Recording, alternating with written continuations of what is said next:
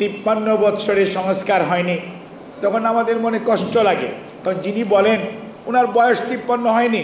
কাজেই যারা বলেন সংস্কার হয়নি, তাহলে ডিসিপ্লিন আসলো, তলা লাগলো, চাল এক সময় ভিক্ষা করে আনতে হতো, চাল রপ্তানি করেছিল বাংলাদেশ ওই সময় শহীদ জিয়ার সময়।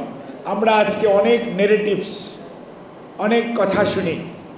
আমরা সব কথাকে শুনব, চিন্তা করব, তারপরে আপনার কমেন্টস করব, তাহলে দেখবেন ভুল কম হবে।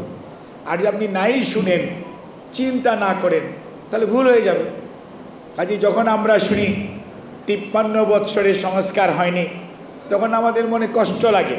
কারণ যিনি বলেন ওনার বয়স 53 হয়নি, এবং উনি বাংলাদেশের সংস্কারের যে ধারাবাহিক প্রক্রিয়া সেটি উনি জানেন না, অথবা উনি স্বীকার করতে চাননি, অথবা বুঝতে পারেননি, যেটাই হোক।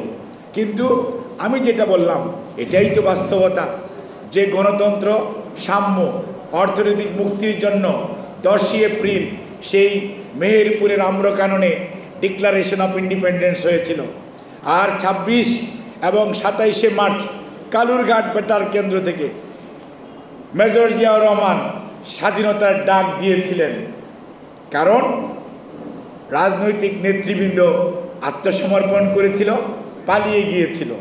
যিনি সাহসিকতার সঙ্গে দেশের মানুষকে, পরিবারের কথা ভুলে গিয়ে, তাদের কথা চিন্তা না করে শুধুমাত্র দেশপ্রেমিক এবং নিজের দেশের প্রতি মমত্ববোধ কত গভীর থাকলে একটি মানুষ তার দুটি নাবালক ছেলে, নিজের স্ত্রীর কথা ভুলে যেয়ে তার দায়িত্ব একজন সৈনিক হিসাবে পালন করেছিলেন। পালন করেই উনি বসে থাকেন নাই, উনি কিন্তু অস্ত্র হাতে রণাঙ্গনে নেমে পড়েছেন। এবং 9 মাস যুদ্ধ পরবর্তীতে এই বাংলাদেশ পতাকা ভূখণ্ড আমরা স্বাধীনতা পেয়েছি।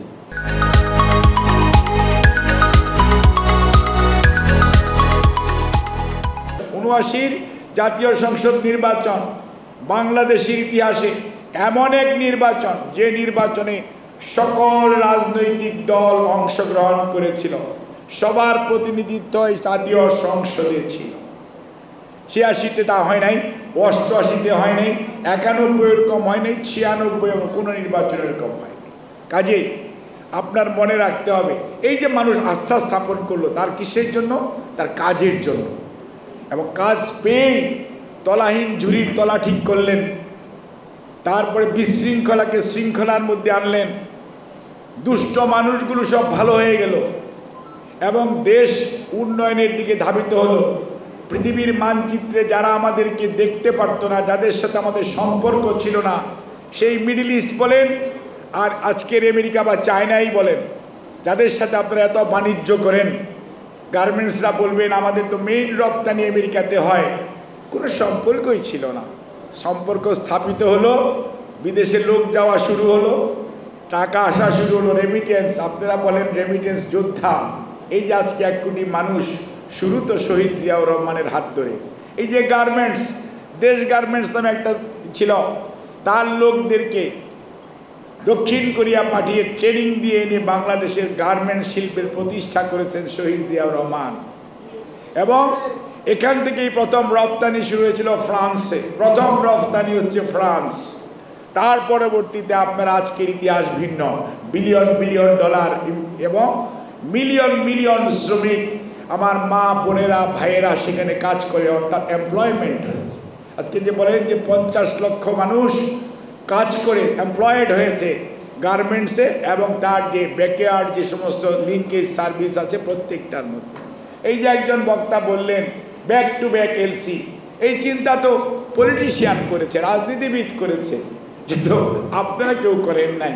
কাজেই যারা বলেন সংস্কার হয়নি, তাহলে ডিসিপ্লিন আসলো, তলা লাগলো, চাল এক সময় ভিক্ষা করে আনতে হতো, চাল রপ্তানি করেছিল বাংলাদেশ ওই সময় শহীদ জিয়ার সময়। এবং নিরাপত্তা পরিষদে ভোটাভুটি হয়েছিল জাপানের সাথে সদস্যপদের জন্য। বাংলাদেশ ভোটে জয়যুক্ত হয়ে নিরাপত্তা পরিষদের সদস্য হয়েছিল শহীদ জিয়ার দূরদর্শী পররাষ্ট্র নীতির কারণে। ইরাক ইরান যুদ্ধের যে কমিটি হয়েছিল 3 সদস্যের একজনের নাম শহীদ প্রেসিডেন্ট জিয়াউর রহমান।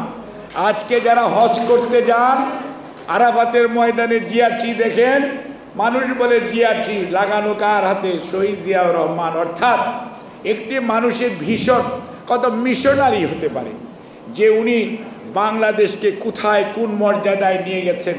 এবং সেটি যদি চিন্তা করেন তাহলে অবশ্যই স্বীকার করতে হবে, রাজনীতিবিদদের অবদানকে অস্বীকার করা সত্যকে অস্বীকার করা।